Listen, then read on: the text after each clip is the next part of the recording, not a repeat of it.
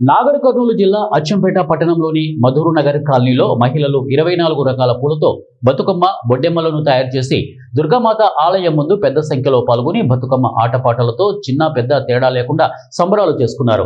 MLA చిక్కుడు వంశీకృష్ణ దుర్గామాత దేవతకు ప్రత్యేక పూజలు చేసి దర్శనం చేసుకున్నారు. వంశీకృష్ణ మాట్లాడుతూ తెలంగాణ అంటే బతుకమ్మ, బతుకమ్మ అంటే తెలంగాణ అని సంబోధించారు. ఆడపడుచులంతా ఒక దగ్గర చేరి జరుపుకునే పండుగ అని బతుకమ్మ పండుగ అని స్థానిక ఎమ్మెల్యే అన్నారు.